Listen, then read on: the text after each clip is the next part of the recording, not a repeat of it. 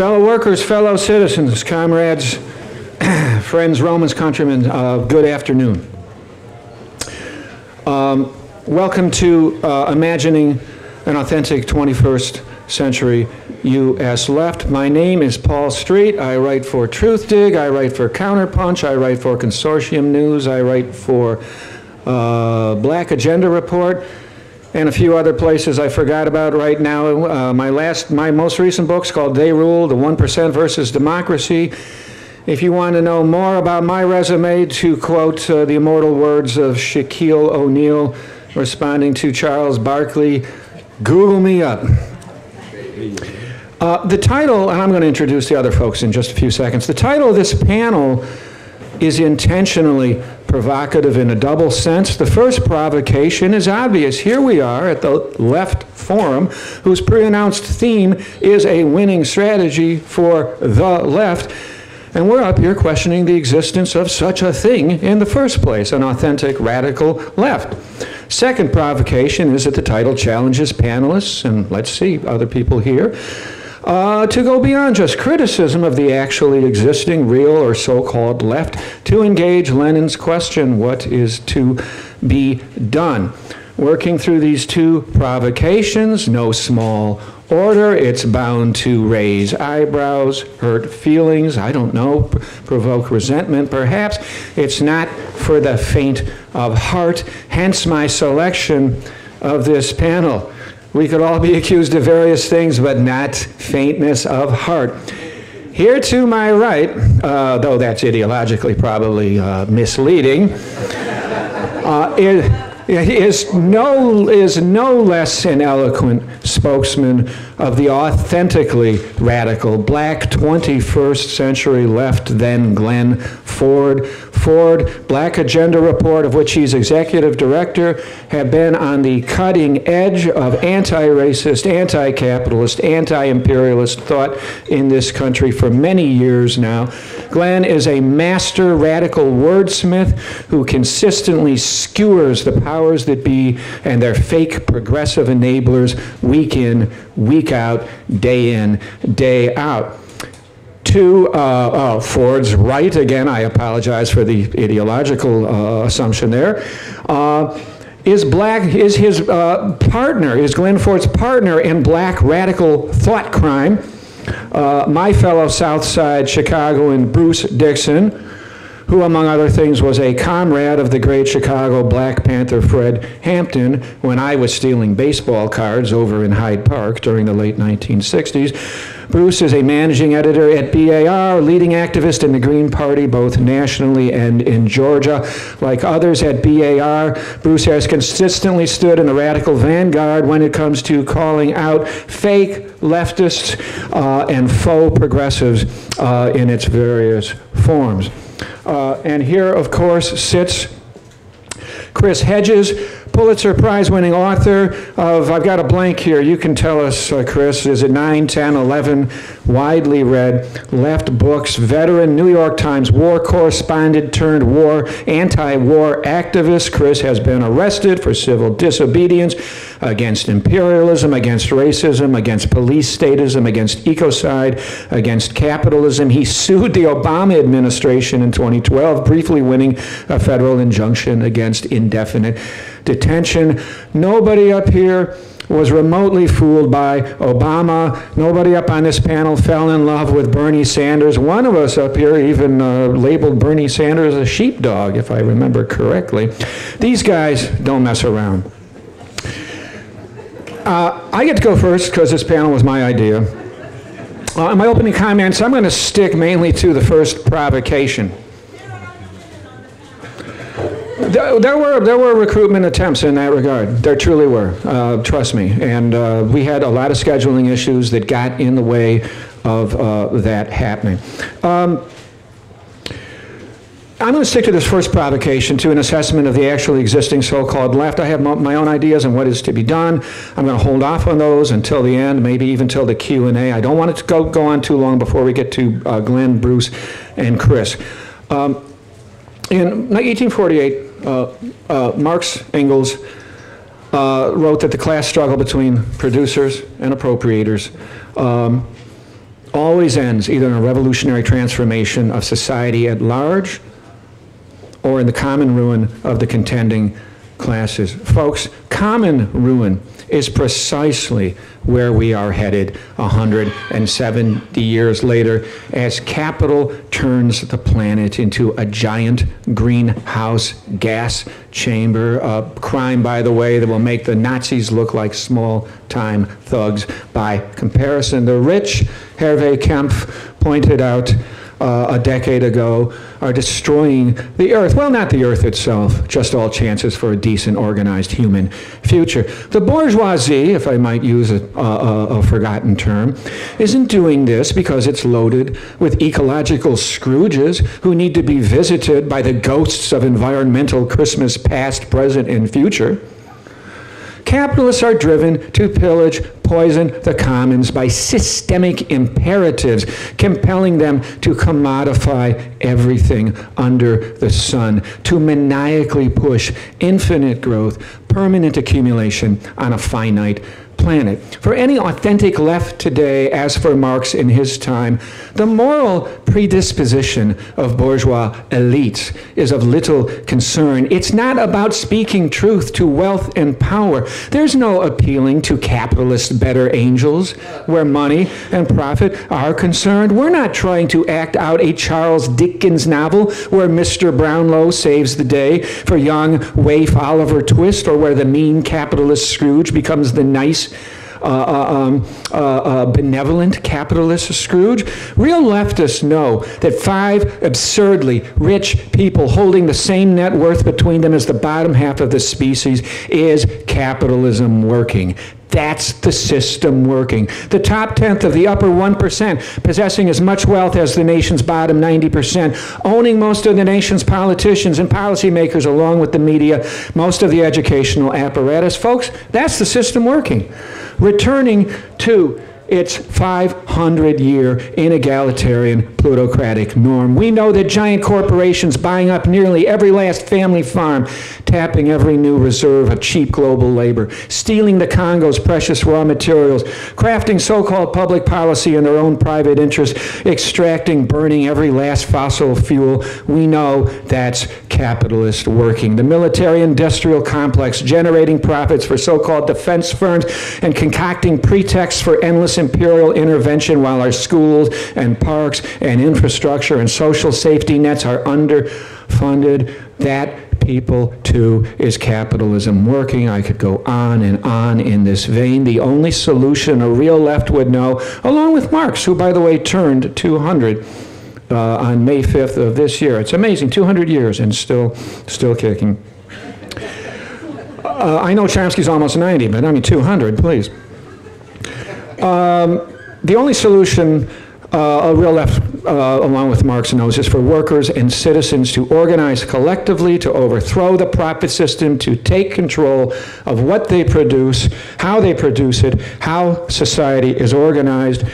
Power to the people, power to the workers, and power to the commons, whose enclosure was and remains the making of the modern wage-enslaved working class, also the making of modern slavery and the making of modern mass incarceration, curiously enough. This is what I've always understood to be the basic, irreducible, bottom-line perspective of anything since the time of Karl Marx, Frederick Douglass, and Bakunin to be the left. I'm always amused when I hear some reporter, some talking head, politician, pundit refer to, quote, the left. The left, as in the left won't like Trump's tax plan, or the left is gearing up for the 2018 midterms, the left this, the left that, all day long. You know, you should hear the stuff at my family gatherings from my in-laws about the so-called super out-of-control radical left. You know, people like Nancy Pelosi and Charles Schumer. All those hardcore workers' control advocates. What big, powerful left are they talking about? And by the way, where do I join?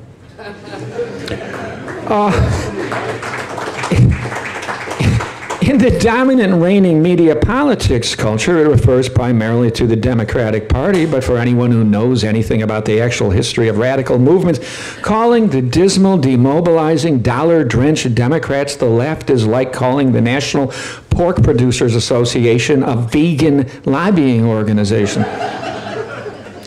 As the multimillionaire House Minority Leader Nancy Pelosi told a young Bernie fan during a CNN town hall last year, "We're capitalists and that's just the way it is."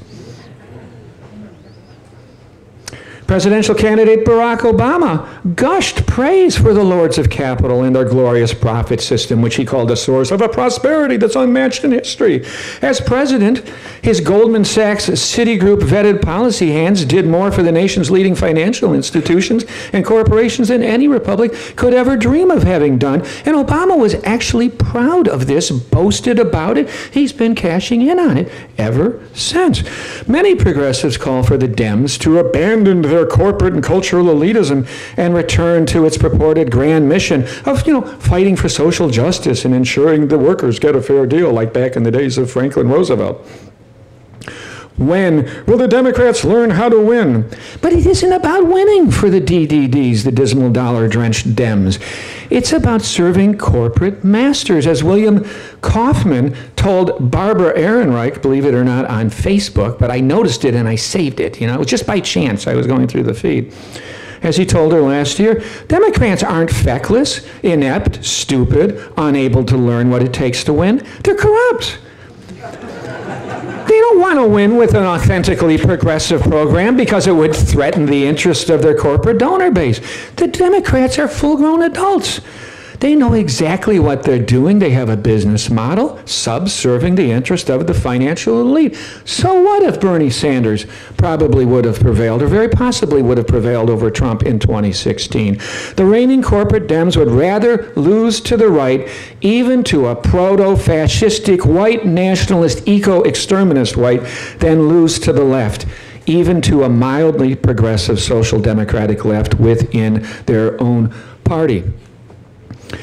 Russiagate, among other things, is the inauthentic opposition, as Sheldon Wolin called the Democrats, following its business model, doing its job, working to cover its tracks, and to throw the debacle of its neoliberal corporatist politics down Orwell's memory hole. Russiagate is meant to provide corporate Democrats cover, not only for 2016, but also for 2018 and 2020. It advances a narrative that lets Dems continue nominating business-friendly neoliberal shills and imperialists who pretend to be progressive while they are owned by the nation's unelected dictatorships of money and empire. This year's crop of congressional candidates is loaded with military and intelligence veterans, including in the district in Bloomfield where I'm staying during the left forum, where the politicos are all meeting me and canvassing me on behalf of some woman who's running for Congress. And what's her great selling point? 10 years in the military. This is a reflection of the Democrats' determination to run as the true party of empire. Not that Bernie was all that left. Bernie F-35 Sanders' occasional carefully hedged claims to be a democratic socialist were contradicted, I at least thought, in Iowa by his quiescence on the American empire. It takes real chutzpah to trumpet Scandinavia as your social democratic role model without noting once that Sweden, Denmark, and Norway pay tiny percentages of their budgets on militarism. And failure to tackle the war budget, as Dr. King pointed out in 1967, means you can't pay for poverty-ending progressive transformation at home.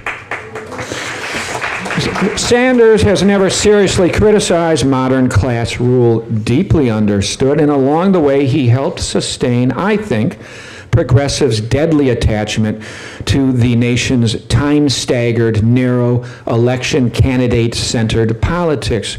Howard Zinn used to say that the really critical thing isn't who's sitting in the White House, It's who's sitting in the streets, in the cafeterias, in the halls of government, and in the factories. And I'm afraid Bernie was and remains very much about the master's election cycle, which is dedicated to the delusional notion that we, the people, get meaningful input into policy by spending 3 minutes in a voting booth once every 2 or 4 years, choosing from among a handful of candidates selected in advance for us by the nation's unelected financial dictatorship.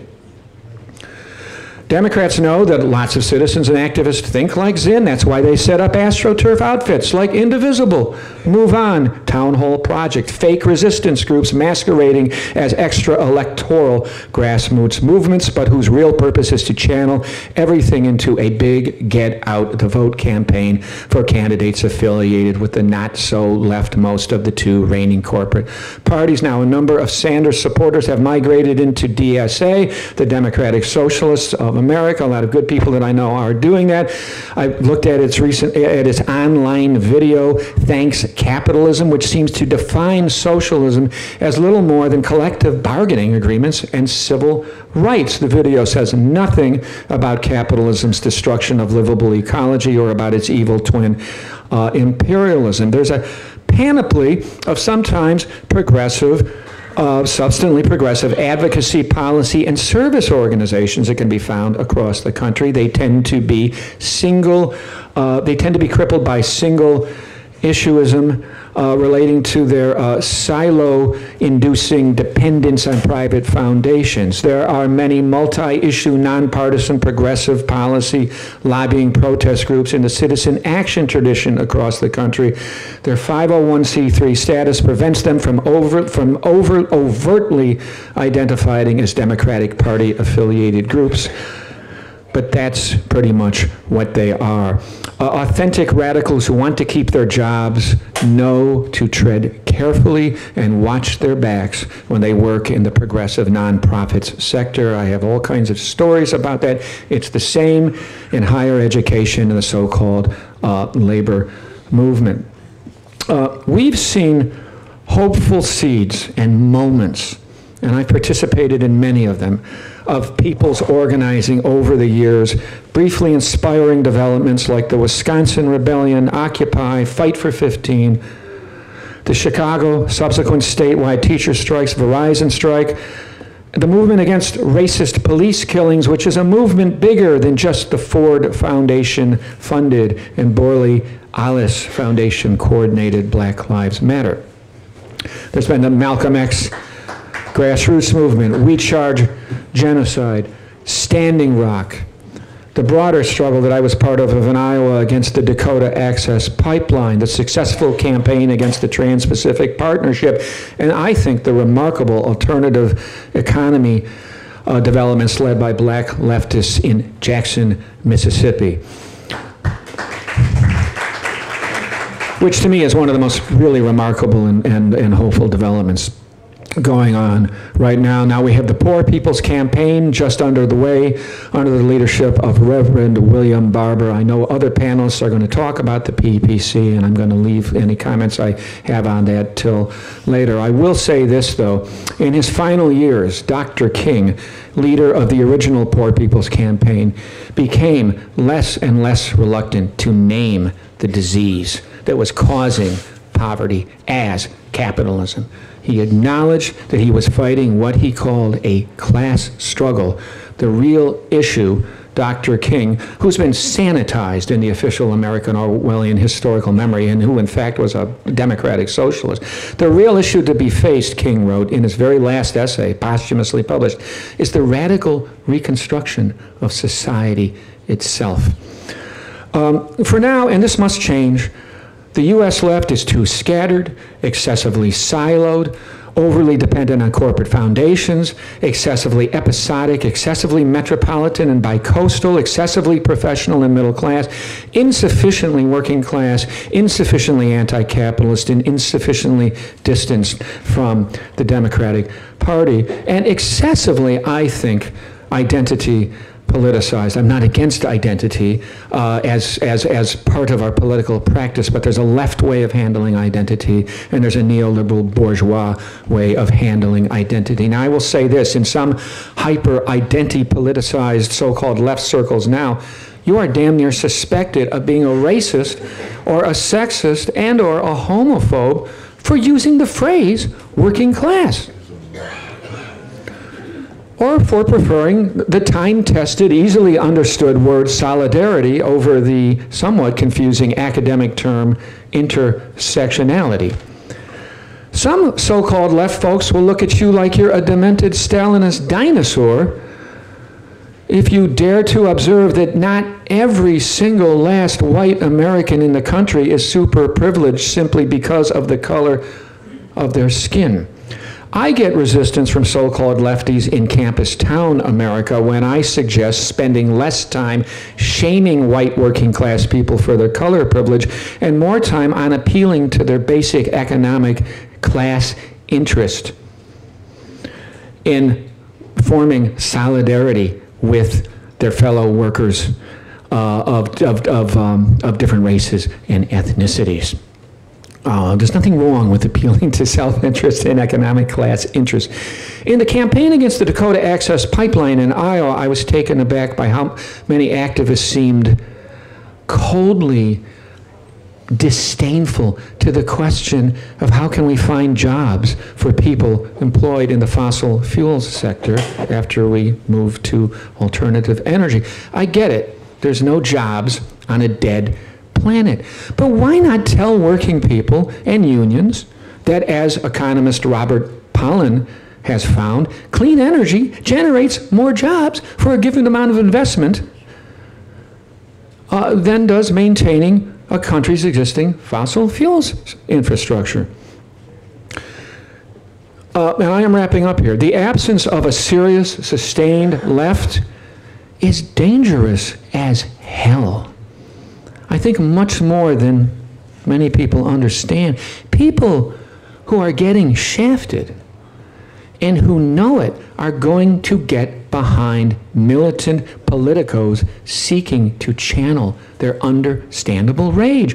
If there's no effective, durable, through thick and thin, organized, intelligent, anti-capitalist left around, the job of working with that popular anger falls by default to xenophobic, white nationalist, neo-fascist, reactionary populists, to the Marine Le Pens, the Geert Wilders, the Matteo Salvinis, the Nigel Farages, the Norbert Hofers, the Sebastian Kurzes, the Alexander Garlands, the David Dukes, the Steve Kings, the Jeff Sessions, the Donald Trumps, and the Steve Bannons of the world, because resentment abhors a vacuum.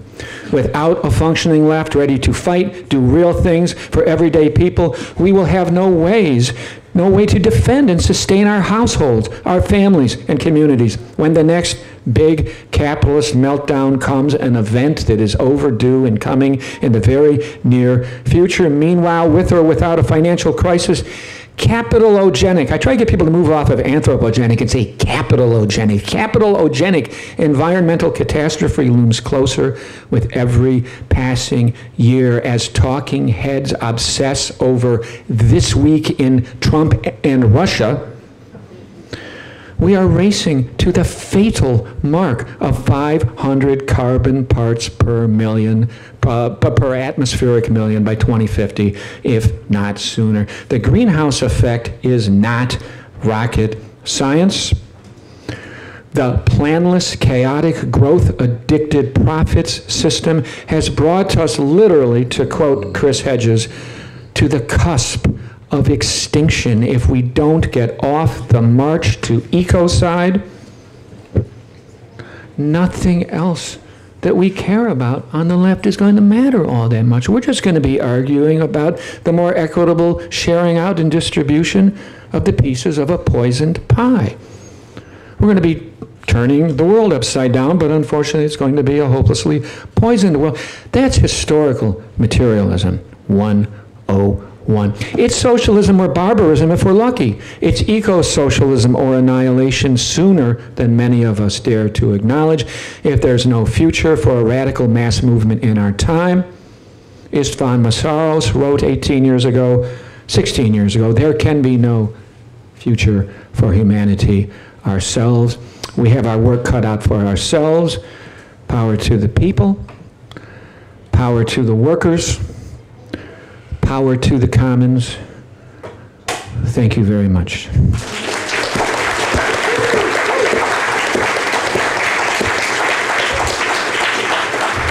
Power to the people.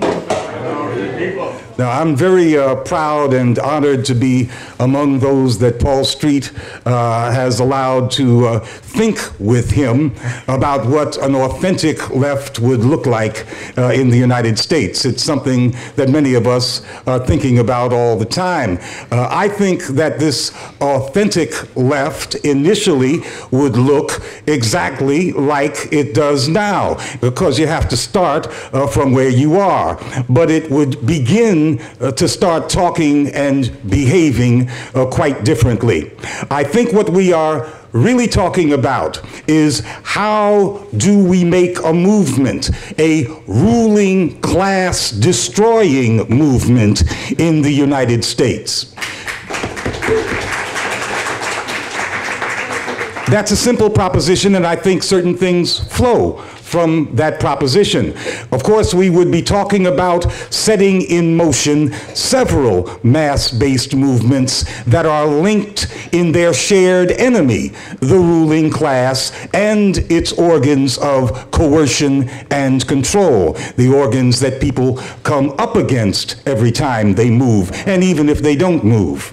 And these mechanisms of coercion and control are more than just the police and the mass incarceration gulag. They are more than just those police and jails plus the vast national security state. It is also the corporate media, which in the last 2 years, certainly, we have witnessed, we have learned how they work hand in glove with the U.S. domestic and international spy agencies. That is obviously what is going down with this Russiagate hysteria. The unity of the oligarchy and the corporate media and the national security state is perfectly personified in the person of Jeff Bezos, the Amazon owner, and also owner of the Washington Post, whose company has a $600 million contract with the CIA. Bezos is the richest man in the world. He and two other oligarchs, Bill Gates and Warren Buffett, own more wealth than the entire poorest half of the American population. And that is the kind of oligarchic fact that is becoming commonly known out there in this vast 300 million person country, that these three people have more money than all of half of them. These are monopolists. They are the masters of what they themselves call creative destruction, which is a very grotesque way of them bragging about the huge disruptions that hyperactive capital is causing in U.S. society, and of course much greater destruction in the global South. The concentration of capital in the U.S. and the global capitalist world has reached such a point that the individuals at the top of the oligarchy, the men and the few white women who are named Walton, can be counted on our fingers. We know most of their names, and much of the public knows most of their names. That is the state of concentration that we have reached. The heads of the big banks that are the queen ants of finance capital, and finance capital is the enemy of all mankind. Those banks, and some of the heads of those banks, but those banks can be listed, counted on the fingers of one hand. The crisis of late-stage capitalism is all around us, and the people know that the overlapping crises are in motion. They see it all around them. Even those who still have good jobs see the crisis in motion. They talk about it even if it has not devastated them personally yet. There is fear everywhere in the United States, even among those classes of people who on paper seem to be looking good, especially if they are two good job households. The people also know the names of the oligarchs at the top of the list, many of those names. Most importantly, everybody knows that the banks are criminals, and everybody hates the banks, and that is not a hyperbolic statement. I'll say it again. Everybody, or virtually everybody, hates the banks. The only hatred that rivals in the United States, the only hatred that rivals the hatred of the banks, is the hatred and fear of black people and Muslims and Latino immigrants in U.S. society. But the second biggest hatred is the hatred of the banks, and that's the one we got to work on. And in fact, hatred of the banks is damn near universal in that it is pervasive among all groups in this society, including even many upper-income whites.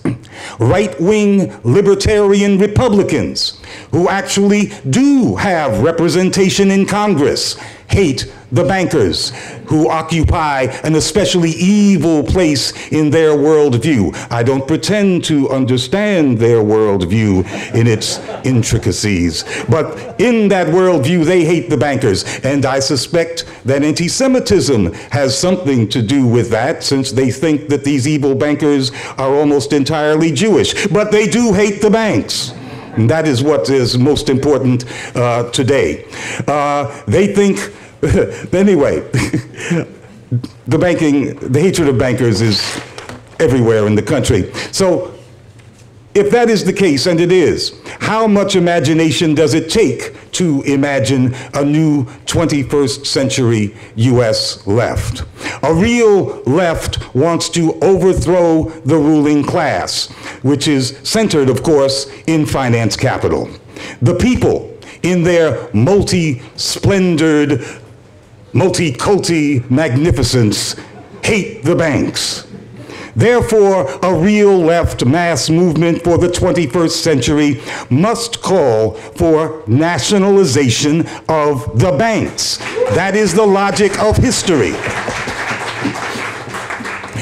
Now, I said nationalize. That means state takeover. It does not mean a temporary takeover, but a permanent takeover of the banks.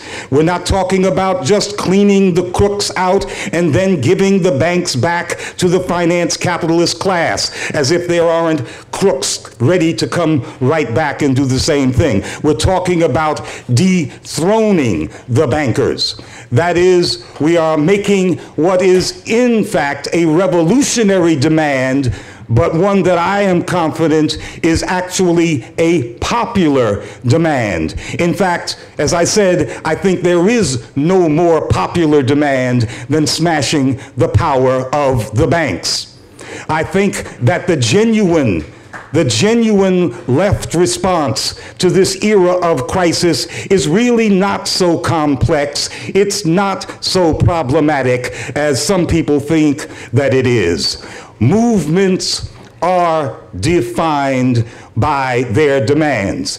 If they're not defined by their demands, then we're just talking about some kind of left of positioning. I'm going to put myself over here next to that group and hope that that will cause these other groups to join me because we're better than that other group.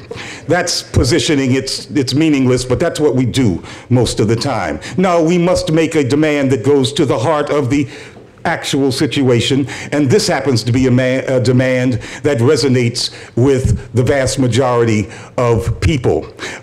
I didn't say that we should turn Goldman Sachs over to its workers as a cooperative, as I've heard some folks say. I think that is silly.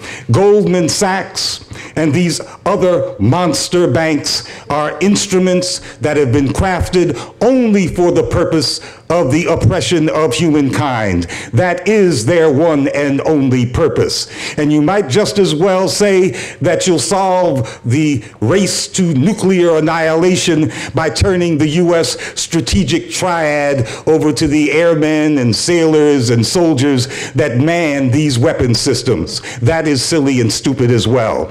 We want to nationalize the banks and put those banks to public purposes. And if that does not sound sexy enough, and it doesn't sound real sexy, if it doesn't sound sexy enough as a slogan, then we'll have to put the mighty meme makers like Rebel Diaz to the task of sexing and sloganizing it up, and I know that they can do it, because it is a popular demand, and they'll make it work. It is a demand that the Occupy movement never made back in 2011. They walked right up to the edge of the pool, but they did not dive in. I don't know why they didn't dive in, but they never did. The core group of Occupy did other silly things. They invited black Obamite preachers into the movement. I know when they did it, one of the central organizers called me up and said he was going to invite Reverend Ben Chavis to become part of the movement. I told him Reverend Ben Chavis wrote a column every week for a black newspaper, and the column was all about backing Obama, voting for the Democrats, and that's your mission, and that's all. But they went ahead and did it anyway. I have no idea why they did that.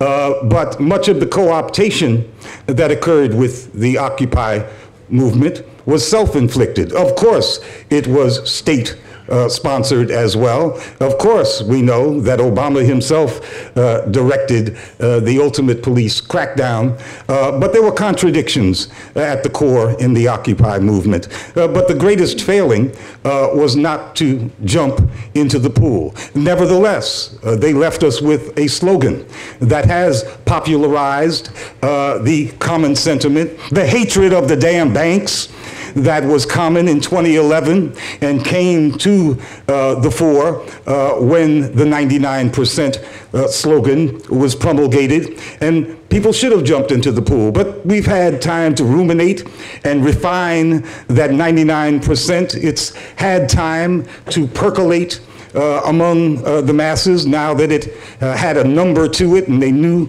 that they were somewhere in that number, and I guess that's a good thing. Well, it might as well be a good thing, because we can't recoup that 7 years, but we can start right now by diving into the pool. It's not going to be easy to co-opt a demand for the permanent nationalization of the banks. There's not much room for the Democratic Party to come into that and somehow get on the side of that kind of movement that's demanding the nationalization and dethronement of their masters, because the banking system, the Wall Street bankers are to the Democratic Party what big energy has historically been to the Republican Party. These are the pillars of these corporate parties. We will see what the relationship of forces really looks like. That is, the relationship of forces in society, not the relationship of organizations that call themselves left, but how people move in society when the demand is forcefully and effectively made abroad. We'll see what the relationship of forces really looks like in the United States when the left is pushing a demand that is truly popular on its face and truly transformative as well. The trick, the real hard part here, is in projecting what takes the place of the private bankers, the so-called Wall Street banks.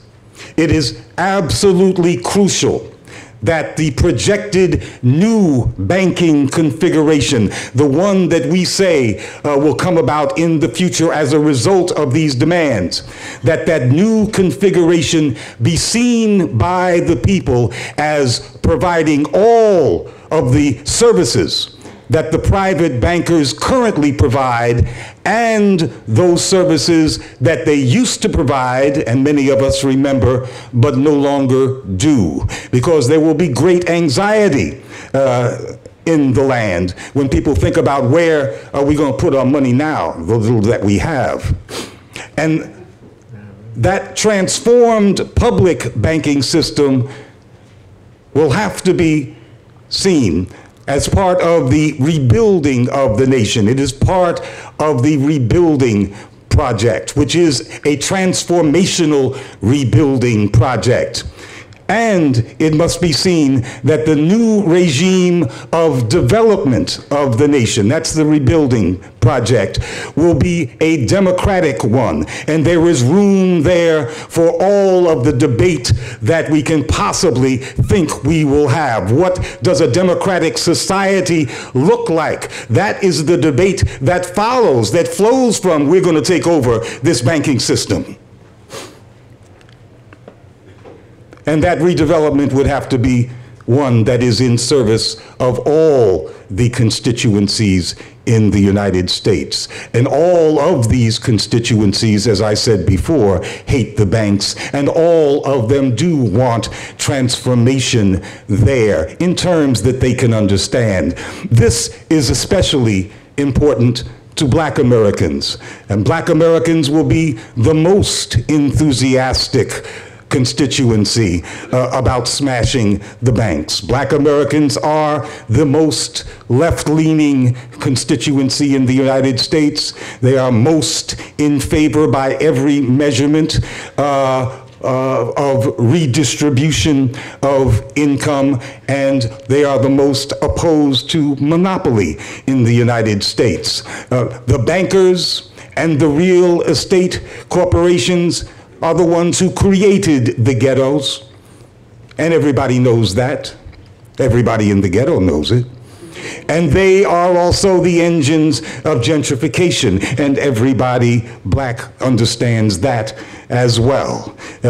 There is no need to demonize the bankers in Black America. But what you do have to show Black America is that this transformed institution is going to be not just of service to them, but that they will have a say in these transformed institutions, that in our language, that there will be a self-determinationist aspect to the reorganization of the banks in this country. If we are ever to see a real working unity between Blacks and Latinos on the ground, it will be in common opposition to the bankers who are behind gentrification. And gentrification is not just happening in a couple of selected places.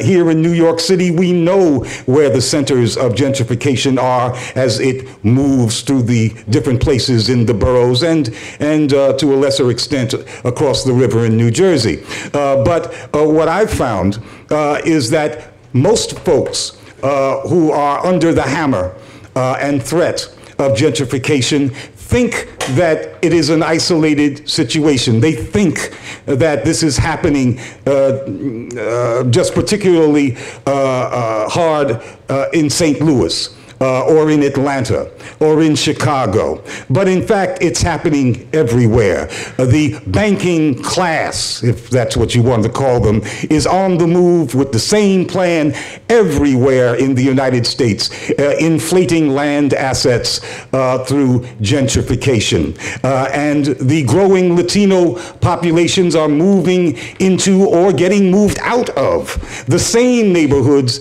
as Black people. And the commonality reality there is real. It is day to day. It cries out for collaboration. But I think that can be best achieved in a general movement to smash the banks. And we will see the kind of unity of action among Latinos and blacks that many of us have been wishing for, but been frustrated about for a very long time. Several movements would be spawned by this demand for nationalization of the banks. In the last 2 years, it has become absolutely clear to masses of people that the concentrated capital in the Silicon Valley, and we're talking about Google and Facebook and Amazon and other corporations in that industry, is a danger to democracy. It is a danger to the people.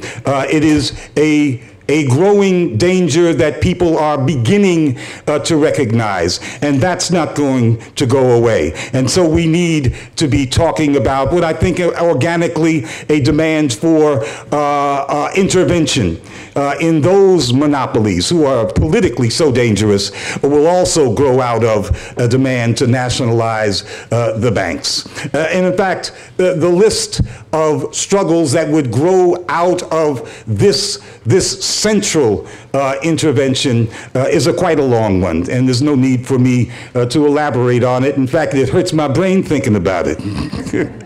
So we'll talk, and I think we'll have a chance to talk about these questions further in this panel. So power to the people.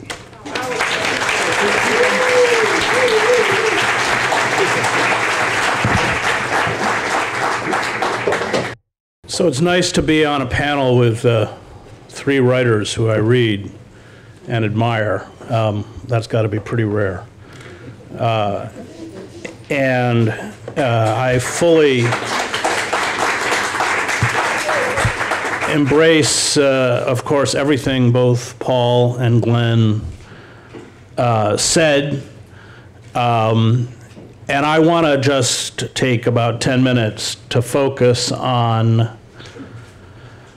something that is unfortunately of great concern to all three of us, and that is a very well-orchestrated and potent campaign of censorship against the kind of critique that Bruce and Glen and Paul and I make. It began with the appearance of a shadowy website called Prop or Not, Propaganda or Not, that, not surprisingly, Bezos, who owns the Washington Post, put on the front page of the Washington Post. It listed left-wing sites, including every site that I write for or that republishes my work, the same with Paul, and of course Black Agenda Report, as being agents of the Russian government. Truth Dig, where I have a weekly column run by the great Bob Scheer out of Los Angeles, got lawyers to contact the Washington Post because these were anonymous. These threats were made anonymously. Nobody ever self-identified who was behind this site. We can all guess. And the Washington Post stonewalled, refused to, although they said they knew who was behind Prop or Not, they refused to identify to us who those people were. They suggested that we contact Prop or Not to try and get ourselves off the list. Remember, these are all anonymous accusations, which I should emphasize are completely untrue. And we got nowhere. This was followed by the director of National Intelligence report in January of a year ago, where 7 pages of that report attacked RT America, where I have a show. And it's worth pulling up and reading, because those 7 pages detail exactly why all of us and those of us who take this critique are being targeted, and that has nothing to do with Russia. It has to do, in the language of that report, the fact that on RT America and of course on these sites, we are giving voice to anti-fracking activists, Black Lives Matter. I just had John Kiriakou on my show, the security and surveillance state.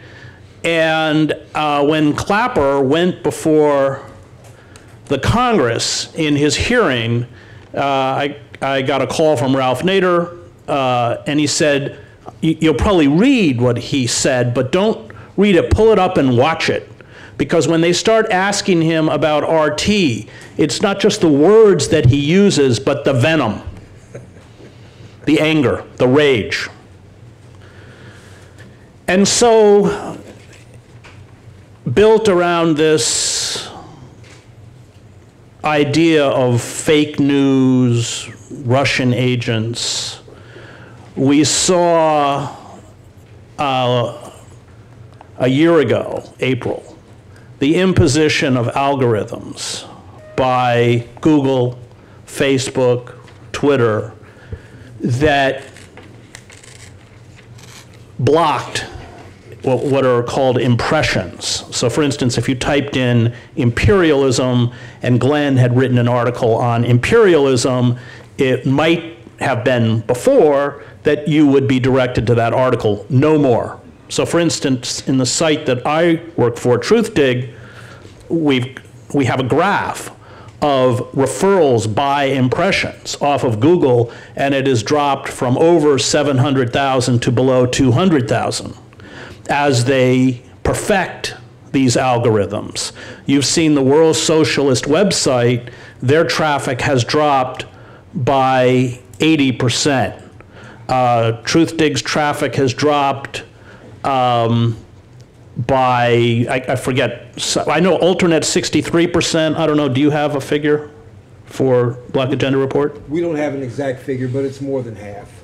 More than half. But anyway, all of these sites are being targeted. Now, why? And I think you have to look at what's happening in concert. And as Glenn correctly pointed out, there is a great deal of rage expressed towards a system, what Sheldon Willen calls inverted totalitarianism, what John Ralston Saul has identified as the corporate coup d'etat, that serves the interests of a tiny cabal, which is now being turbocharged under the Trump administration, you know, with these kind of corporate kleptocrats looting, stealing, pillaging, you know, as fast as they can on the way down. And so suddenly critics such as us, who have already been marginalized, pushed to the fringes of the internet, become dangerous because they really don't, the neoliberal advocates don't have a counter argument. And so the counter argument has to be shut down, which is of course what net neutrality, the abolition of net neutrality is about.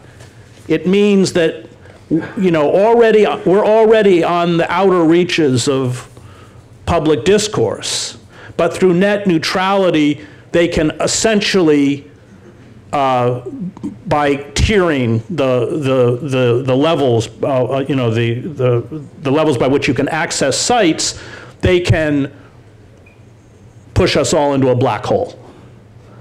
And that's what's happening as we speak. And it's very frightening and very dangerous.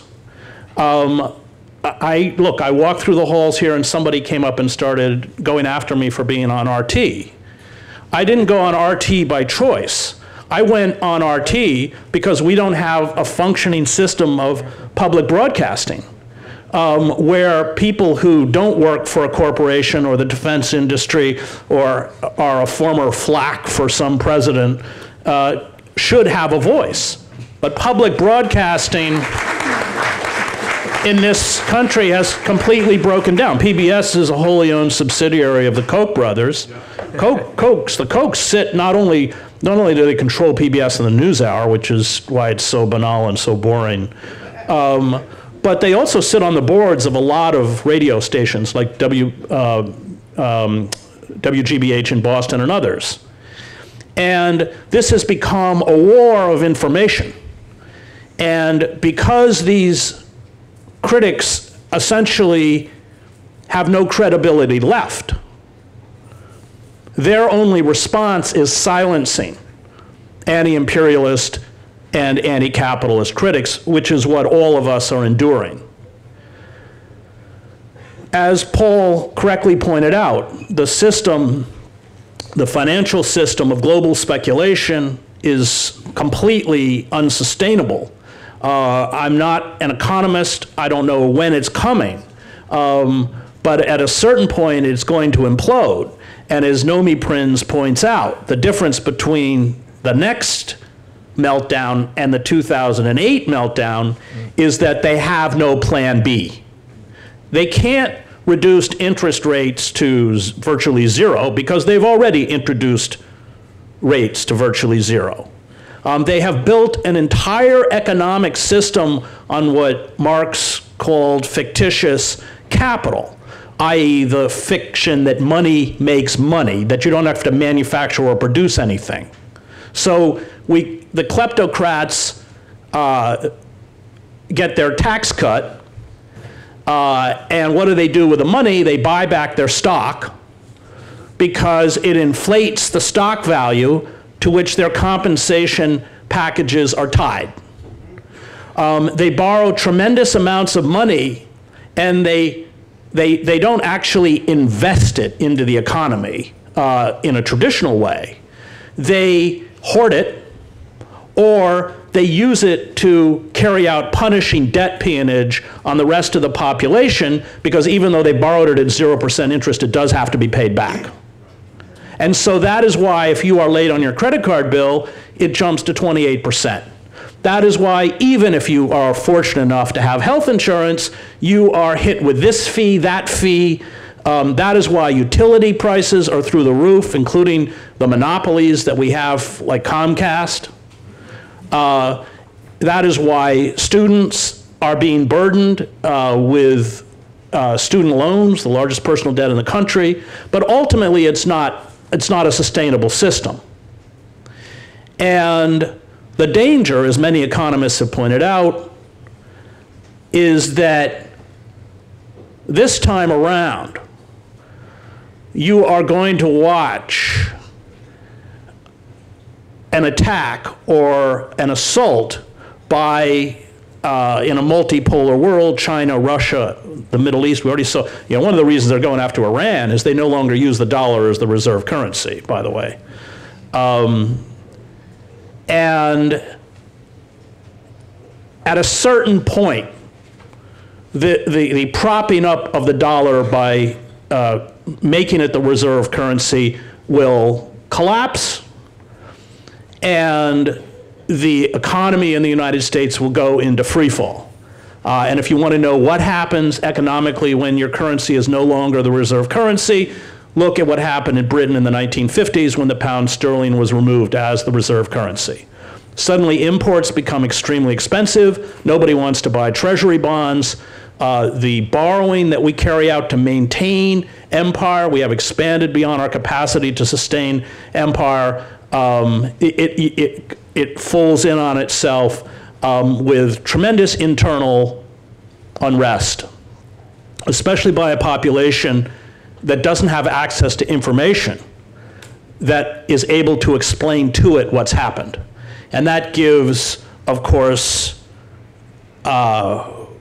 potency to demagogues. I think as Noam Chomsky correctly points out, don't be too excited about impeaching Trump because you're going to get Pence. And as Noam says, Pence is worse. And I spent 2 years, first of all, I'm a seminary graduate, although I went to Harvard Divinity School, which has probably produced more atheists than any other seminary in America.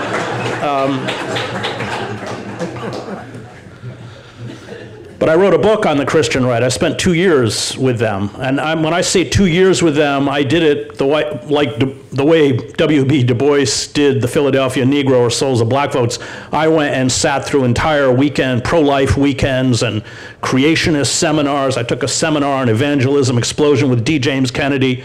So I was in these mega churches all over the country. And the title of the book is called American Fascists, the Christian Right and the War on America. I was trying to reach out to them. And I didn't use the word fascist lightly. In fact, I went to Fritz Stern, who wrote The Politics of Cultural Despair, grew up in Nazi Germany, to allow him over several hours to argue me out of the word. And then I went up to Paxton in Columbia, who wrote The Anatomy of Fascism, the scholar on Vichy, and did the same thing. And you can buy the book, so I won't go into a long discussion of it, but it functions as a fascist entity with the fusion of religious symbols with the iconography and language of nationalism, which is precisely what the German Christian Church did under the Nazis. And you have a white male megachurch, usually a millionaire, who is in direct touch with God. It replicates cults in that you have the feel-good service where you're all drawn in and everybody sings and loves you, and you have disciplers. And that's the public kind of Venus flytrap. And then you are sucked into the systems of indoctrination where you're severed from your family, all your recreation time, all your educational time, and Hannah Arendt writes exactly about this as an element. But the most important commonality with totalitarian system is the magical thinking. All totalitarian systems have magical thinking. And Trump has no ideology. He doesn't have enough of a brain to have an ideology. But into that vacuum, that ideological vacuum, we're already watching the Christian right. And should we get collapse without a rational, open debate, an open society, critics of the system are not going to have a voice. The only voice that's going to be amplified are the amplification of demagogues, racists, nativists, and Christian fascists. And what we must not forget about Christian fascism in this country is that it has an ideology, it has an educational infrastructure, it has a media infrastructure, it has an infrastructure in terms of building cadre. That's what Liberty University and the Oral Roberts University, where I'm happy to say my book on the Christian right is banned, and actually has underground copies. And so I warn you that what we're facing in the months, I don't know, nobody knows when this will happen, the bankers don't know, of course, is extremely dangerous, especially given the propensity for violence that runs as a dark undercurrent through American society. All of the forms of social control that have been visited on poor people of color, mass incarceration, militarized police that use indiscriminate lethal force and terror, collapse of a court system. Nobody in the inner city gets a trial. I teach in a prison. They all have to plea out. And actually the students I teach with the longest sentences are the ones who were fool enough to go to trial, usually the ones who did not commit what they were charged with. And they're given everything on their sheet. I taught a guy at Trenton, he had life plus 154 years, and he'd never committed a violent crime. So as Hannah Arendt writes in The Origins of Totalitarianism, the danger of a society that makes rights privileges, which is essentially what rights have become, means that in a moment of widespread social unrest, you have both the legal and the physical mechanism to impose that kind of tyranny, and tyranny is the right word for what poor people of color live under, on the rest of society. So I will close only by saying, and I can't reiterate it enough, that we have to be very conscious of the political system we live in. It is not a democracy. It is a failed democracy. Trump is not the disease. He is the symptom of the disease. Our institutions, our so-called democratic institutions, including, of course, the Democratic Party, which doesn't even really function as a political party in the traditional sense of a political party, have seized up and are utterly ineffectual. Every effort that we make to reform or attempt to work with these institutions is an utter and complete waste of energy and time. We have to look to South Africa as our model, and that means non-cooperation. We have to blow the entire system up. Otherwise, we are facing a species of very frightening corporate tyranny and ecocide. Thank you.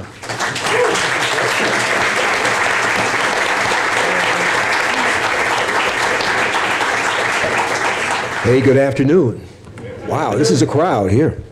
All right, where to start? Thank you for being here. Thank you, my fellow Southsider, from Chicago, for inviting me here. And you know, this is quite a bunch of folks to be with. This is something special. Before I start talking about what an authentic left looks like, I want to piggyback on some of what Chris said here, that at Black Agenda Report, well, at any website, if you run a website and you run a search bar on your website, your search bar is not powered by your own server, okay? If you ran a search bar powered by your own server, someone would be able to take you down. All they would have to do would be to write a script that does 10 searches a minute or 10 searches a second, and you wouldn't be able to deliver your content to anybody. So everybody who has a search bar uses Google, okay? Everybody. It's the only way to do it. And like Chris said, you used to be able to type Glen's name or my name and a phrase word for word in double quotes there, and it would turn up the article like that. And now, on our own search bar, on our own site, you can't find our stuff. That's how insidious this stuff is. So how many folks in this room don't use a smartphone? Oh, y'all ain't right. Don't use smartphones? Okay, well, everybody who doesn't use a smartphone, before you get out of here, okay, go visit TruthDig, go visit Black Agenda Report. I know that when you pull up Black Agenda Report on your smartphone, it's got a thing that says subscribe on the bottom there. And what that subscription is, that gets you a free weekly email newsletter. The deal is that, do you know what the internet marketers call email? They call it, anybody know? They call it dark social media. Why is it dark? It's dark social media because they can track it, but they can't make any money off of it. You know? Google can restrict what comes up in a search, but they can't restrict what you email. They can't do it. They can't get in the way. They can actually track the fact when TruthDig or Black Agenda Report gets a reference from an email. When somebody clicks in an email, then they say, okay, that came from Yahoo email. But that's what they call organic reach. But we're dependent on you at this point. We can't depend on Google. We can't depend on Facebook. We can't depend on Twitter. We have to depend on you. Okay, you've got to subscribe to this stuff. You've got to subscribe to our free weekly email newsletter. I know TruthDig has got one, and I know some of the other outlets have got one. And then when you get it, you've got to promiscuously forward it to at least 50 of your closest friends and family members. And some of them, won't read it and might not even like you as much, but some of them will. And we're dependent on you. That's just real. It's the way it is. So anyway, let's get to what we're supposed to be talking about here, and that's the vision of a 21st century authentic left? Well, there's a couple of things. First, I talk about what the bedrock principles of this 21st century authentic left would look like. Glen's made some references to it, and so has Paul. For one thing, a 21st century authentic left would make a bedrock principle out of independence from the two duopoly parties. You can't get it done inside the Democratic Party. You can't get it done inside the Republican Party. It's just not going to happen. You're not going to struggle for power. You may get some experience doing something that may be applicable and maybe not, but you're not going to fight for power there. Another bedrock principle of this 21st century authentic left would be, independence from corporate philanthropy. Right now, what most of us call the movement is owned and operated by its funders. Nonprofit organizations do wonderful work, some of them. Some of them do wonderful work. A lot of churches do great work. But if you're a pastor, an imam, or something like that, you've got to know. I mean, it's good to have the mayor as your friend. That's good, But if you're going to carry on the good work, then you got to worry about how you're going to carry on the good work next year. How are you going to keep the lights on if you criticize the mayor, if you disagree with the mayor? And so that's the trap. If you can't have a career, you cannot have a career in the nonprofit sector if you don't toe the line. It's gone for you. I live in Georgia. And in Georgia, the Democratic nominee for governor is a black woman with dreads named Stacey Abrams. Her first round of commercials were nothing more than, hey, look at me. I'm black, I got dreads, and I'm a candidate for governor. Ain't America wonderful? Ain't it? Yeah, and that was her first round of commercials. That lets you know where this is going. Okay? That's all you need. So, some other... another core bedrock principle of a 21st century left, really of any left, has to be opposition to empire. Unconditional opposition to empire. Okay. That should be so obvious and so old. I mean, if you look at the history of the left, World War I ended 100 years ago, didn't it? 101 years ago. And didn't the first international, I think that's what it was called, break up? Or, no, the second internet, well, whatever it was. It broke up. It broke up because some of the socialist parties wanted to go with their national governments into World War I. So, I mean, that's a lesson people should have learned on the left 100 years ago. And yet and still now we've got outfits that are supposedly leftists. We got Bernie Sanders, for God's sake. What are the three biggest employers in Vermont? I think the third biggest employer in Vermont is Electric Boat, where they make the nuclear submarines. I mean, it's not located in Vermont. It's located in whatever state is next to Vermont, but it's the third biggest employer in the state. I mean, I live in a company town called Marietta, for Lockheed Marietta, where they build the F-35s. So you've got to have unconditional opposition to empire. The Green Party, which I've been part of for a minute, does get some of that stuff right, and they get a lot of it wrong too. Another thing that is a bedrock principle of how we'll have to conduct ourselves in a 21st century authentic left is we're going to have to learn some different manners and come up with some different traditions than what we have now. Everybody's on Facebook, right? But think about this. Many of us have learned our manners in meat space, physical space, meat space, from Facebook. What do you do when somebody disagrees with you on Facebook? Okay?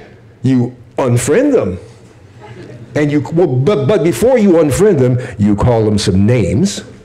All right? You do a Twitter mic drop on them, and then you unfriend them, and then you unfriend 10 people who are his best friends, and then you block them. Oh no, but before you block them, you talk about them some more. You do another mic drop, call them some more names, and then you block them so that you never have to hear anything they write or speak about again. That's how it's done, right? But what we've done is and the end point of it is that you wind up talking to people, you wind up only talking to the people who you agree with on everything.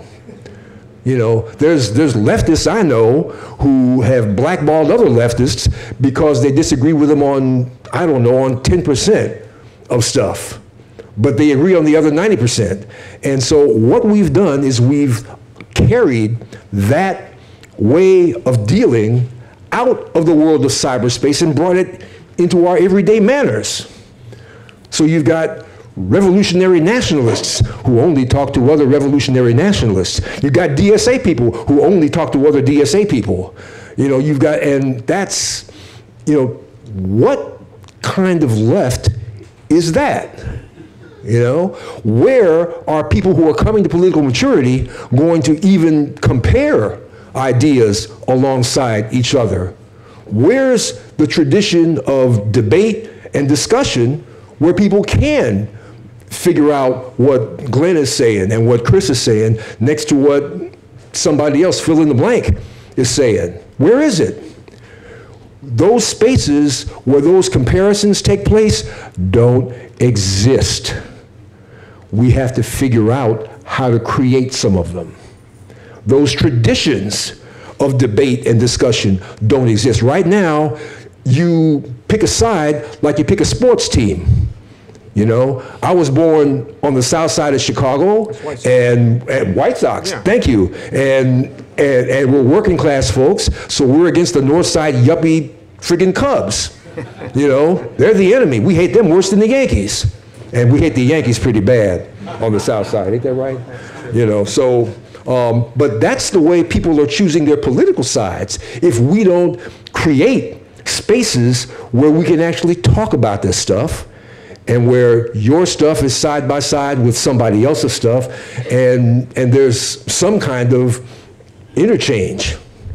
So these are among the characteristics. One more is a real authentic left, and I think Paul went there.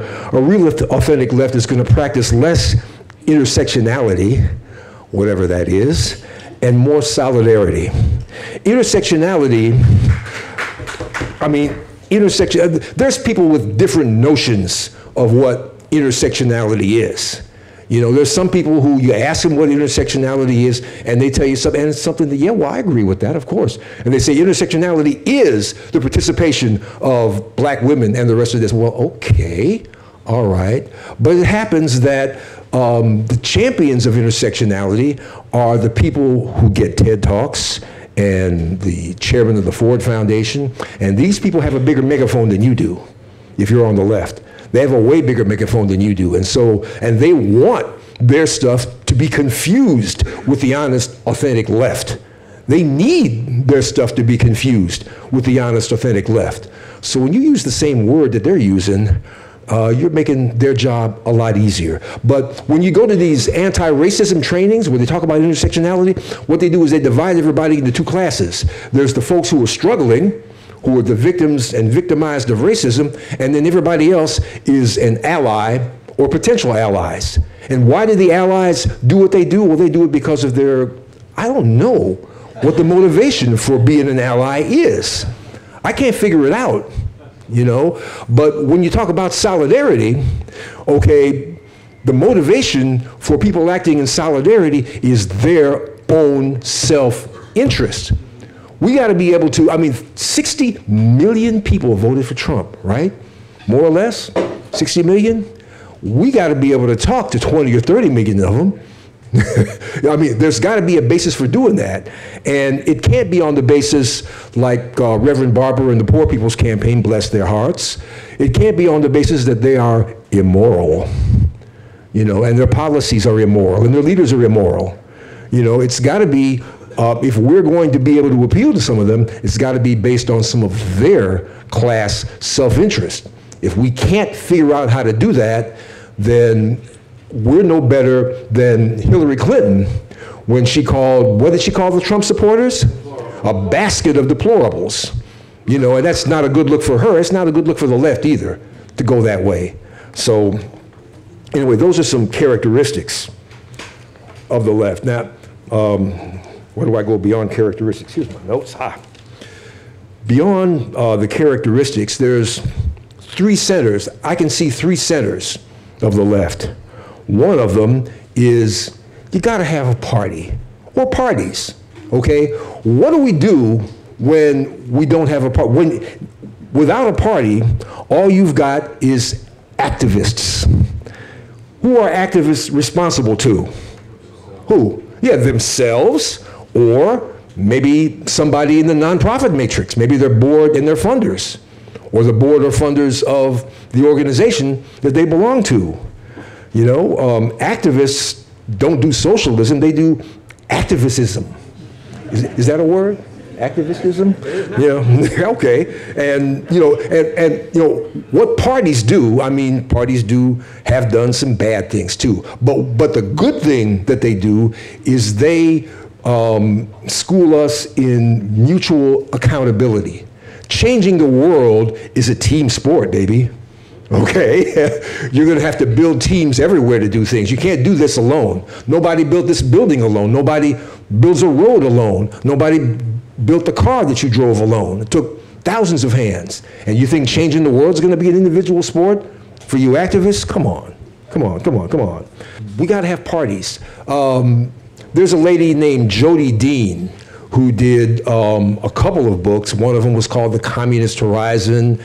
And she's also written on what she calls communicative capitalism, which is a real in-depth explanation of how corporate social media perverts the way we engage in activism and teaches us bad manners and bad practices in everyday life that I highly recommend that you just Google the lady, Jody, J-O-D-I, Dean.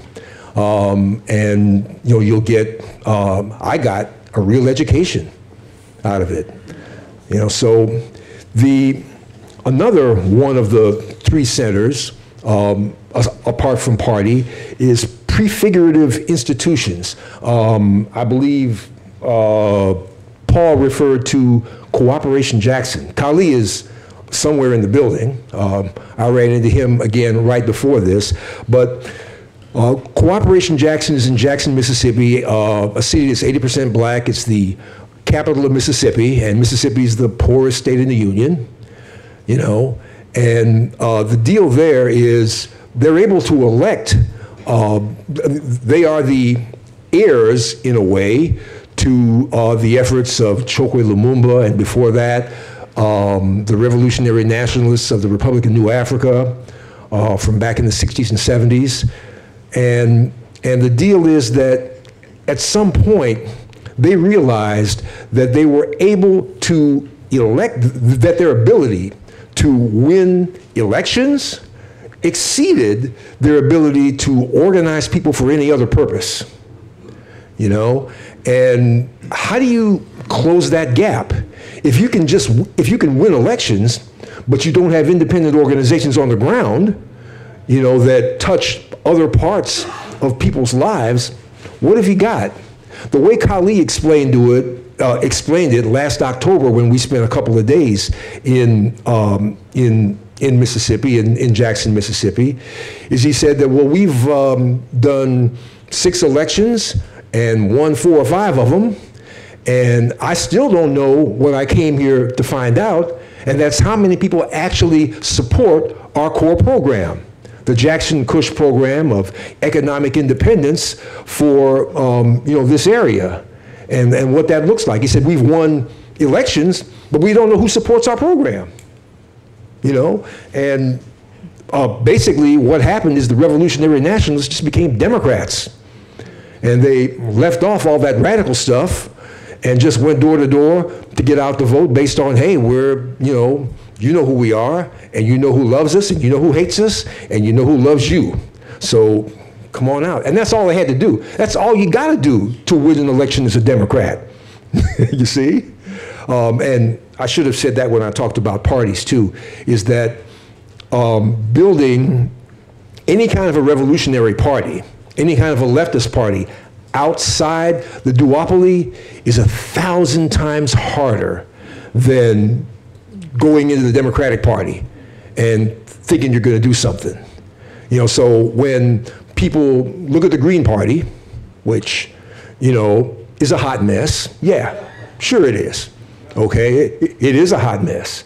And when people tell you that the Greens can't get out of their own way, yeah, they're right. Sure they are.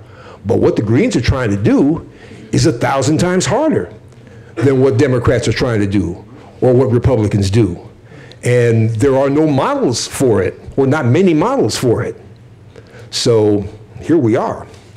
Yeah, prefigurative institutions. What they're doing in Jackson, Mississippi is they're organizing wherever they can cooperative economy. You know, they're building land trusts, they're doing urban agriculture, and you know, what they're doing is they're trying to bring into existence, you know, the prefigurative forms of the world we want to build. And we've got to do that. A real, authentic 21st century left has got to figure out how to do some of that. You know, I mean, we all say that it's not enough. You know, it may be a good thing to try to contest elections, but if you're going to contest elections and not deal with people's economic realities on the ground, then you're just playing into the matrix that already exists. And so we've got to have both those things. We've got to have prefigurative institutions of all kinds, especially economic ones, and we've got to have parties. And then there's a third thing. Once we get those two things off the ground, then we'll have to do the third thing. And the third thing is we're going to have to go out and identify the strategic sectors of this economy and organize unions. Right now, union density is down to what, 6%, something like that? There's nothing, and you know, that's bad, okay, that's bad, but it's also good. It means that there's nothing but air and opportunity, okay, between going out there and actually there's a lot more besides air and opportunity. The Supreme Court just ruled that you can't sue. You can't collectively sue your employer anymore, that employers can make you sign away your right to sue your employer.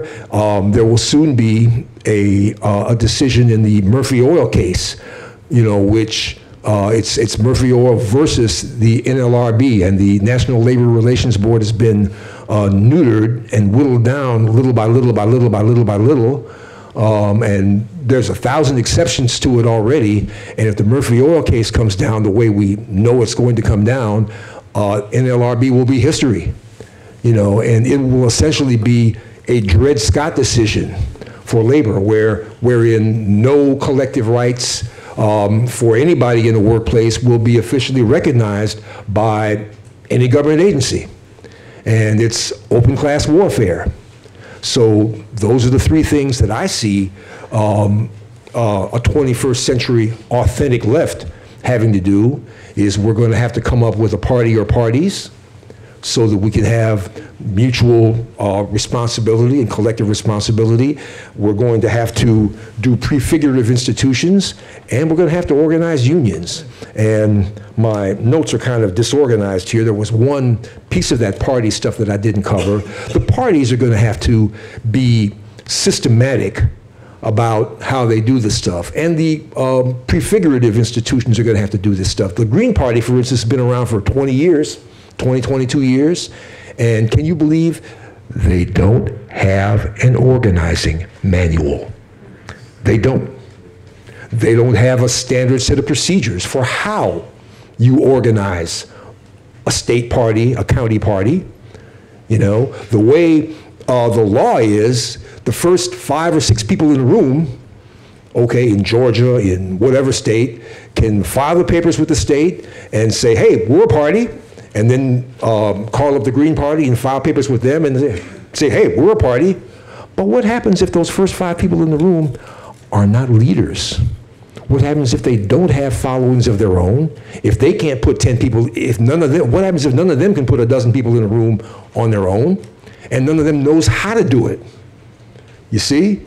And so what you've got in many states is you've got Green parties composed of those first half dozen people in the room and maybe 10, 20 more of their friends, and no growth is possible. You see, when unions go into a workplace, when a union goes into a workplace, there'll be some folks who come into you who come, yeah, I'm all for the union. I'm all for that. But you don't make them the leaders necessarily, because often the person who comes to you like that is isolated. Often the person who comes to you like that is not a person to whom the other workers in the workplace look up to for advice and counsel. You know, so you've got to find, so what union organizers are trained to look for is they're trained to identify organic leaders in the workplace and convert them and tap into existing social networks. You can find all this, or a lot of it, in, I don't know, William Z. Foster's 1936 organizing principles for the CIO and the Steelworkers Union back in the CPUSA days. So it ain't new knowledge, you see? It ain't new knowledge. People once knew how to do this, and some successful bottom-up unions still know how to do this, but these are among the characteristics of the kind of parties we have to build. You know, I mean, it's just a matter of taking a systematic approach to your task, as opposed to being loosey-goosey, the way a lot of leftists are, you know, where they say, well, you know, we can, all of us can just, we can have an organization and we don't need to collect dues. We can all just be volunteers. We don't need to hire staff. You know what happens? You know what happens if you allow, you know, if you try to have an organization and don't collect dues? What happens? Well, number one, you got no money to work with. Okay, you don't have a steady income. You might have a handful of activists who've got some money in their pockets and their hearts are right and their minds are right, and they'll give till it hurts, you know, and they'll burn themselves out. You know, you might have some, in Occupy, the folks who ended up being leaders were the people who could afford to sit in meetings all night. And if, you know, hey, Bruce, let's get a question in there. oh, okay, all right, well, then I'll cut this. Yeah. So, thank you.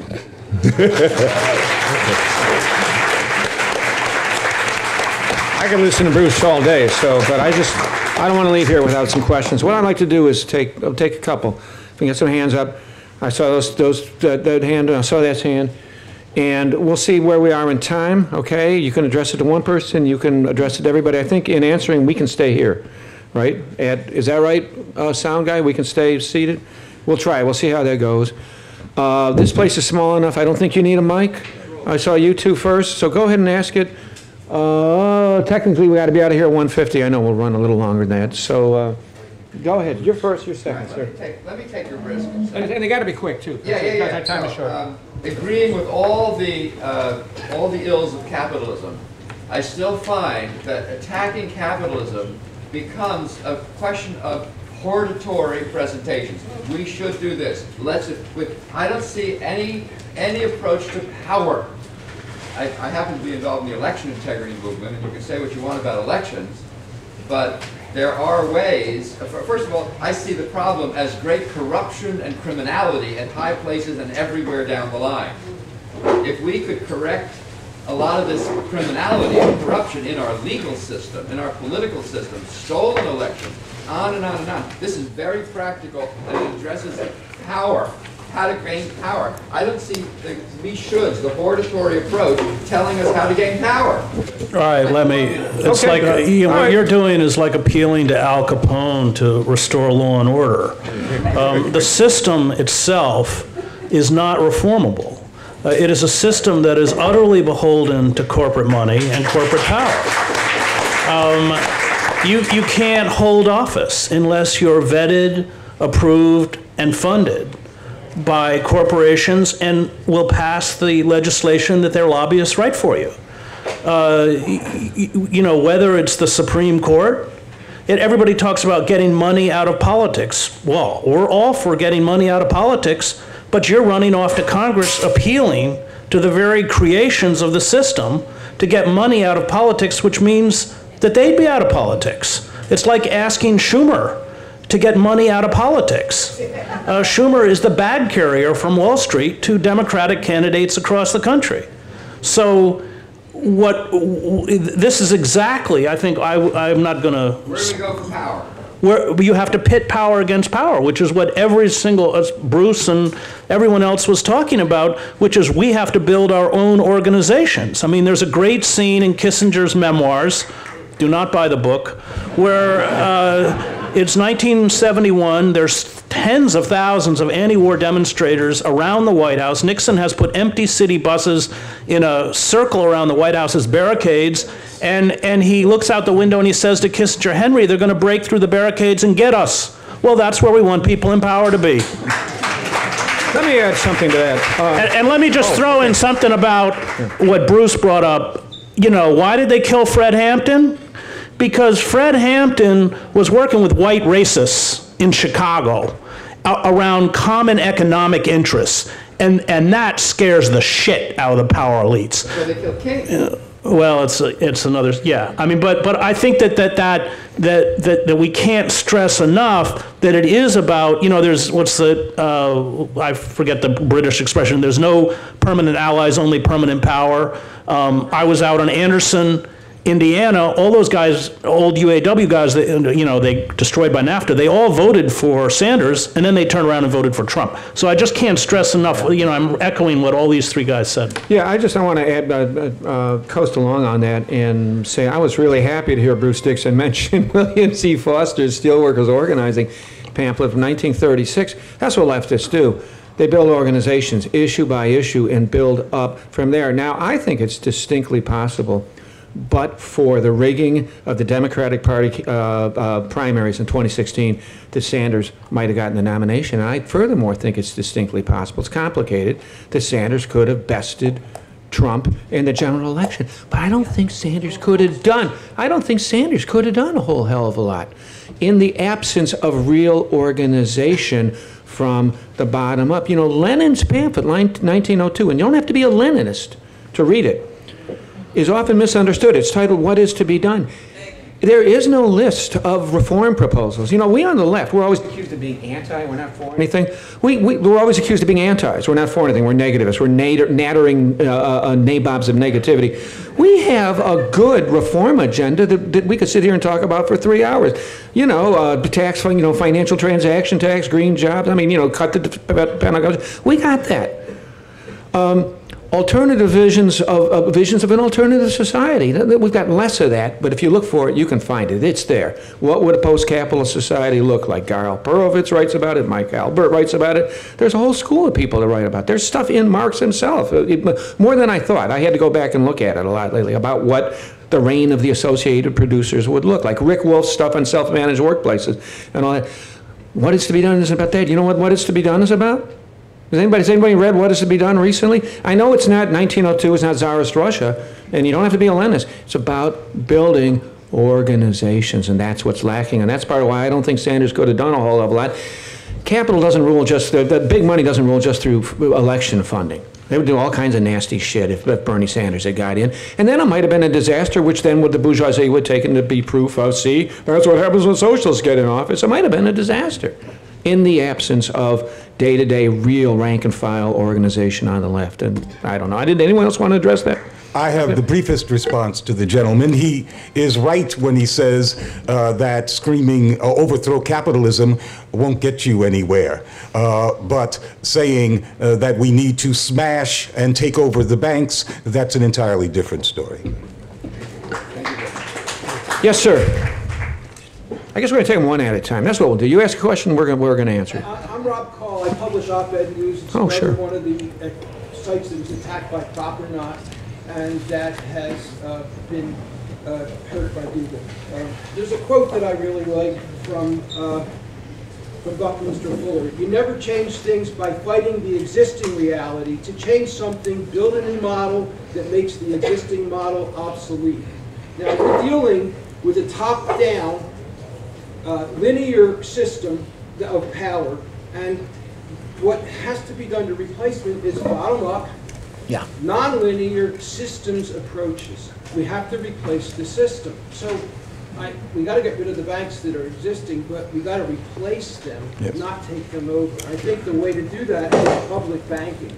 It's 40% of the money in the world is public banking. It's just not happening here.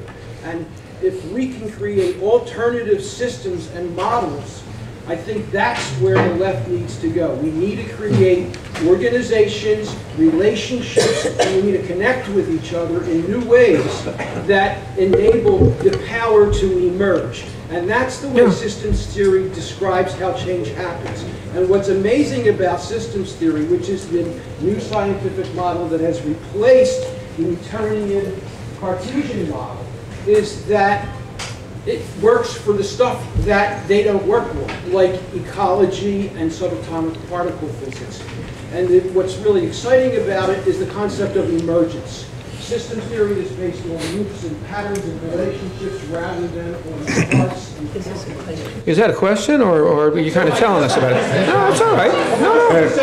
I think, talk about systems, talk about replacing what we're doing. Well, you know, I welcome what you just said.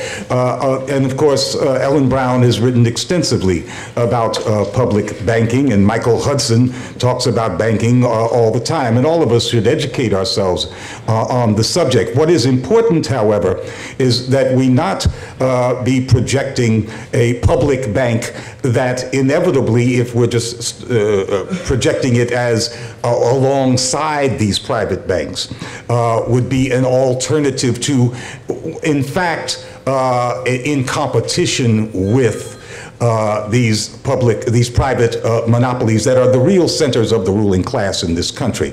And that is a mismatch. And we know what happens with that kind of configuration. They become like Fannie Mae's and such, these quasi-public agencies that really work hand in hand with the capitalist class and augment what they do, while at the same time taking much of the political onus off of them. Now, when we say smash the banks, you got to really smash the motherfucking banks.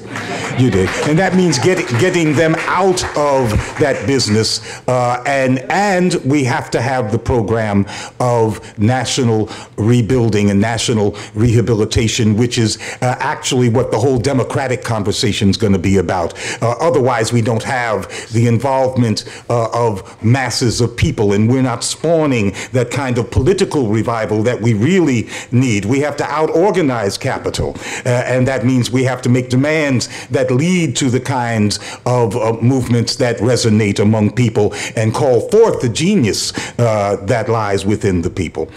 So not just a demonstration project, not just to show that public banks can work and serve some kind of purpose. That's not class warfare, and we are in a class war.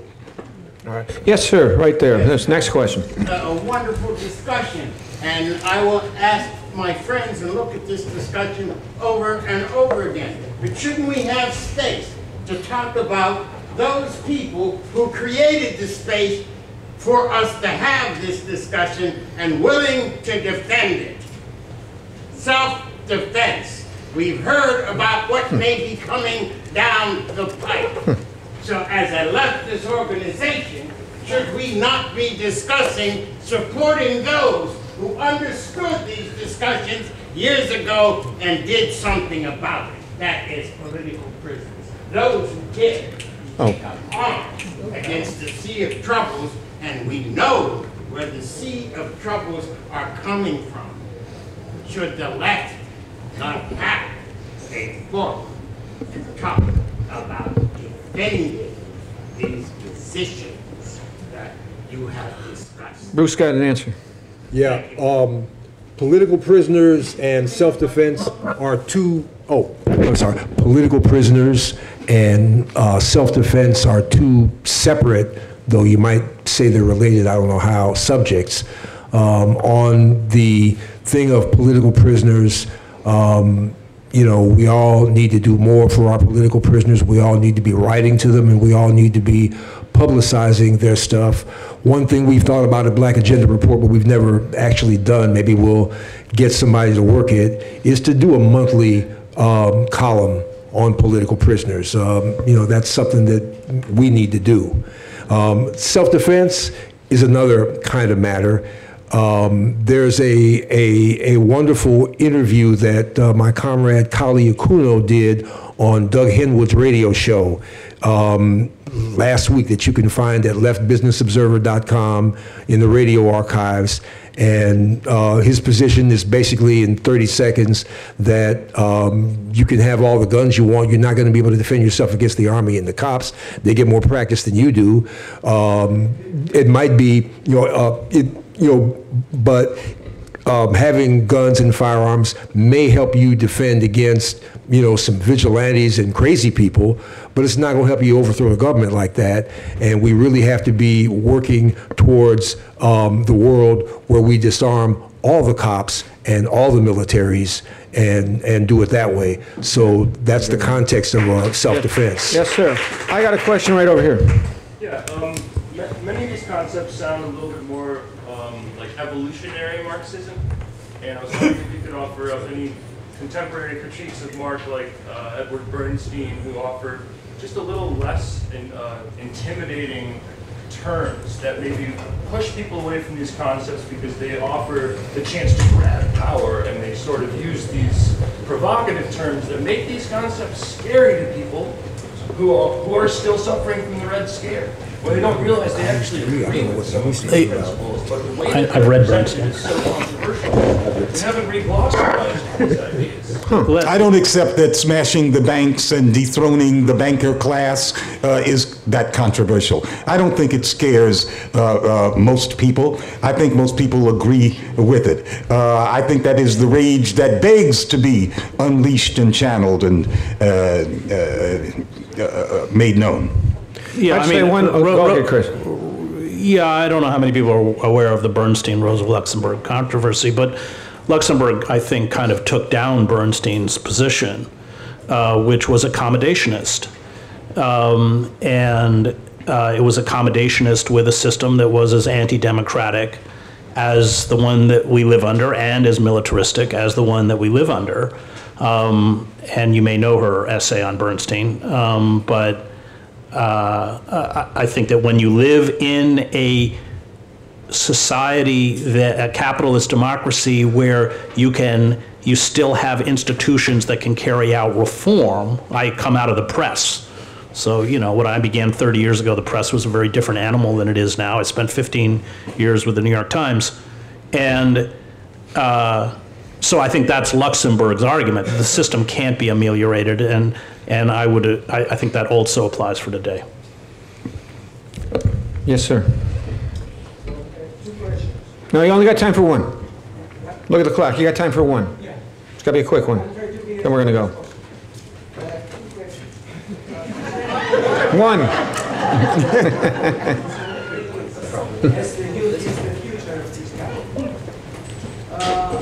When I first came to this country, what I noticed when I went to college is that most people had to go in debt in order to get an education. So if you want to gather steam for that, you left party. Don't you think that we should do something about free education in this country? One thing is this one. The other one is about the gun control and what happens now in the high school. I noticed in this left forum that this particular issue was totally almost absent. Don't you think that at least there should be a puzzle concerning what goes on in the high schools and run by high school students? Anyone want to tackle that? Yeah, sure. 30 seconds. You got it, Bruce. You got 30 seconds. Yeah, we don't have any control over, the left forum, people have to submit their ideas for these workshops, and probably no high school student wrote them or emailed them and said, let's do this. I'm sure they would have accommodated such people. There were panels on both of those issues. Okay, there you go. So, Student panel here today anyway. yeah. And there's one on public education. Oh, I'm sure there's more than one on public education. We got to roll. And let me just say, okay, Glenn's going to say. 20 seconds. Ralph Pointer is correct in bringing up political prisoners. They should be brought up at every political gathering, because once we get a new and reinvigorated movement going again, we're going to have a lot more political prisoners. And if we haven't dealt with those who have been languishing for 40 and 50 years, we can't deal with the population of new ones that we're going to have, if we have any success at all. Thank you, Glenn. I want to thank everybody for coming out to this panel today. This is great. I got my fellow panelists, final round of applause.